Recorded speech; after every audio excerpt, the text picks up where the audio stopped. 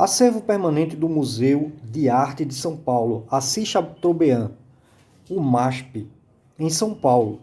Essa foto foi tirada em 2015. Observem que o preço de uma moldura depende do perímetro dele, isto é, a soma das medidas dos lados, e pode ser obtida por meio de uma equação. Há quem questione a importância da moldura em relação ao quadro. Lembramos que a diferença da importância atribuída ao protagonista e ao coadjuvante de um filme, muitas vezes esconde o principal, a combinação entre ambas. E é o que conta. Olá pessoal, eu sou o professor Luciano Albuquerque e peço que vocês curtam, comentem e compartilhem os meus vídeos. A partir de agora, nós vamos começar a estudar as equações. Dentro desse conteúdo, nós vamos estudar, obviamente, a álgebra, sua definição, elementos da equação, leitura matemática, interpretações e resoluções de equação. Por definição, a equação é a igualdade entre duas expressões matemáticas que se verifica para determinados valores das variáveis. Álgebra é a parte da matemática que trabalha grandezas cujos valores variam, que são as variáveis, o que são desconhecidas, incógnitas, e que são representados por símbolos, em geral, por letras. Elementos de uma equação. Toda equação deve possuir sinal de igualdade, primeiro e segundo membro, ou uma ou mais incógnitas. Corrigindo, uma ou mais incógnitas. A linguagem matemática vem para facilitar nossa escrita e a nossa linha de pensamento e raciocínio. Observe como nós escrevemos ou como nós falamos. 2 vezes 5. Então, 2 vezes 5, matematicamente, escrevemos 2 vezes 5. 3 vezes 4 mais 1. Como nós escrevemos? 3 vezes 4 mais 1. O quadrado de 2 sétimos, então, 2 sétimos ao quadrado adicionado a 2 quintos. 2 quintos. Como a gente fala, como escrevemos. Como falamos, como escrevemos. Como falamos, como escrevemos. Então, percebam que existe uma leitura e uma interpretação de texto matemático, tá? Para a álgebra, podemos pensar de uma forma diferenciada. Podemos pensar em um número sem necessariamente expressarmos qual esse número representa. Então, a esse desconhecido chamamos de incógnita. Vamos pensar um pouco. Temos aqui o dobro de um número. Como representar essa escrita? Então, assim, o dobro de um número vai ser, o dobro é sempre 2, vezes o número que a gente não sabe, a gente chama de x. Então, 2 vezes x ou simplesmente 2x. O triplo de um número mais 4. O triplo vai ser 3. O número eu não sei quem é, represento por x, mais 4. Matematicamente, essa frase inteira está escrita aqui.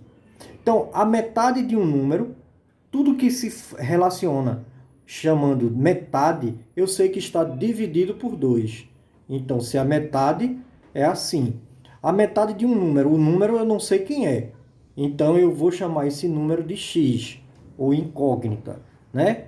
Menos 1/3. Então, menos 1 sobre 3. Um número mais seus 3 quintos. Quem é o número? Não sei. represento por x, mais 3 quintos. Ó, 3 sobre 5 de quem? De x, que eu não sei quem é, porque ele fala aqui, ó, seus 3 quintos. Então, 3 quintos de x. A soma de dois números consecutivos. Então, números consecutivos é uma sequência. Por exemplo, 1, 2, 5, 6, 54, 55, 80, 81, 90, 91 e assim por diante. Então, isso aí é chamado números consecutivos, tá? Então, a soma de dois números consecutivos. Então, eu não sei quem é o número, mas perceba que ele quer dois números. Então, o número a gente representa por x. Se ele é consecutivo, e ele está falando aqui a soma, soma vai ser mais. Se ele é consecutivo, vai ser esse aqui, mais 1. Então, x mais 1. E está escrito toda essa frase, escrita matematicamente. Já vimos que equação nada mais é do que a igualdade entre duas expressões matemáticas que se verifica para determinados valores das variáveis, né? Vimos também que ela possui elementos, e esse elemento é o sinal de igualdade, primeiro e segundo membro, uma ou mais incógnita. Então, observe, como tudo que já foi dito. Então, a equação ela precisa ter a igualdade. Daqui para cá será considerado o primeiro membro. Todos os elementos que tiverem daqui para cá vão ser considerados do segundo membro. Então, a equação ela é escrita basicamente dessa forma. Então, como resolver uma equação? Vamos imaginar aqui a equação x mais 1 igual a menos 2x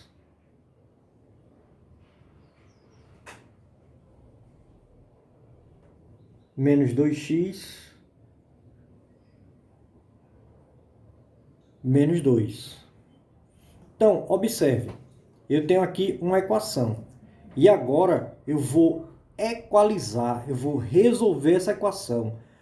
Então, como é que eu acho esse termo desconhecido ou essa incógnita, né? Então, ó, a primeira coisa que eu tenho que fazer é separar os termos semelhantes e agrupar em um dos membros. Então, eu vou escolher o primeiro membro para agrupar os termos de incógnita. Então, aqui no primeiro membro eu já tenho x, vou passar esse menos 2x para o primeiro membro, ele está no segundo, vou passar para o primeiro. Quando eu fizer isso, automaticamente eu vou trocar o sinal dele. Então, aqui vai ser mais 2x. Ele está menos, vai passar mais. Aí, esse menos 2 já está aqui, ó. Menos 2 já está aqui no segundo membro. E agora eu vou passar esse mais 1 para o segundo membro. Se ele está positivo, passa negativo. Pronto. Agora eu tenho os termos semelhantes agrupados em cada um dos membros. Então, agora é só eu somar. X mais 2x, 3x, igual menos 2, menos 1. Observe, estou somando com sinais iguais. Eu somo e conservo o sinal. Então, menos 3. Agora, aqui eu tenho uma multiplicação. Não aparece sinal nenhum. Não precisa colocar sinal. Mas toda vez que eu tiver um número junto de uma incógnita, significa que esse número ele está multiplicando minha incógnita. Então, eu vou separar minha incógnita. Se ele aqui está multiplicando, eu vou passar para o segundo membro, dividindo. Então, eu tenho menos 3 dividido por 3. Estava multiplicando, passou dividindo. Então, significa que x é igual a menos 3 dividido por 3, que vai ser igual a menos 1. Uma coisa bem bacana que a gente tem na álgebra é que tudo a gente pode provar. Observe, eu quero provar que essa equação aqui está correta utilizando o valor da incógnita. Então, perceba que aqui eu tenho uma igualdade, né? Eu tenho igualdade. Eu quero provar essa igualdade. Eu achei o valor do termo desconhecido. Tá aqui, ó, menos 1. Então, agora é só substituir na equação o valor de x por menos 1. Vamos lá testar? Então, ó, eu tenho x, vou repetir aqui, mais 1 igual a menos 2x menos 2. Então, aonde tiver x, eu vou colocar menos 1. Então, ó, menos 1 mais 1 tem que ser igual a menos 2x. X é menos 1.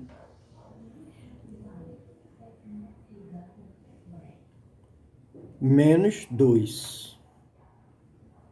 Então, ó, subtraindo aqui, aliás, somando, eu vou ter 0, né? Menos 1 mais 1 se anula. Então, ó, quando eu multiplicar esse cara aqui por 1, eu vou ter menos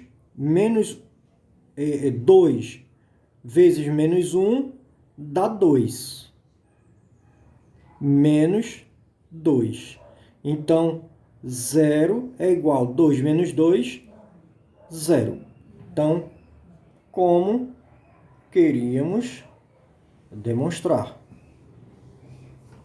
Está provado que essa equação aqui está balanceada com a incógnita de menos 1. Lembra do problema que foi proposto no início? Observe que os valores cobrados são dados através do perímetro dos quadros, né? Então temos esse quadro aí que tem as dimensões x e y.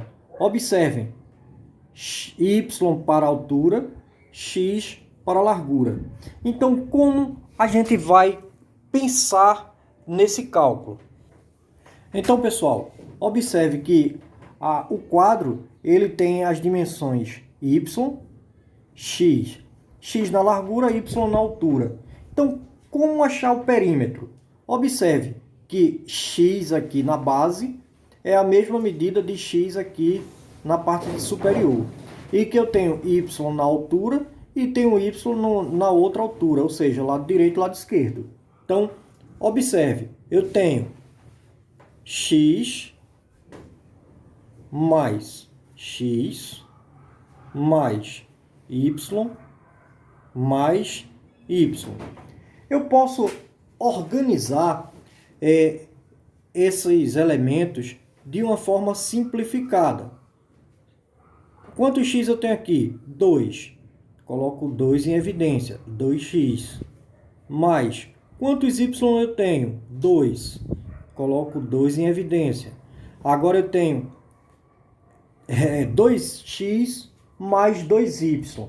Mas eu ainda posso simplificar isso aqui, tá? Então, ainda posso simplificar isso aqui. Posso colocar o 2 totalmente em evidência, que é a propriedade distributiva da multiplicação com relação à adição que vimos lá no sexto ano. Então, eu vou ter aqui, ó, 2x mais y. Então, 2x mais y. Agora, ele está em evidência. Então, assim podemos calcular o preço P da moldura, né? Então, a partir do cálculo do perímetro, que ficou P, que é o perímetro, 2x, aliás, desculpe, 2x mais y, vezes alfa. Esse alfa é o valor que está sendo cobrado por área, tá? Então, supondo que o quadro tenha 80 centímetros de largura, então, supondo que aqui eu tenha 80 centímetros de largura e que ele tenha 50 centímetros de altura. De altura. Então, podemos calcular o seu perímetro e de modo que a moldura custe 60 centavos. Então, vamos lá. Podemos obter o valor numérico de P substituindo x por 80, y por 50. Então, temos aqui, ó, o perímetro vai ser 2 vezes 80 mais 50 vezes 60. Alfa 60. Tá? É 0,6. 0,6 é uma taxa que é colocada. Então, vamos lá. P é igual. Você pode somar os dois e depois multiplicar. Você pode multiplicar um por um e depois somar os dois resultados. Seja lá como for, eu vou fazer assim, ó, 2 vezes, somando 80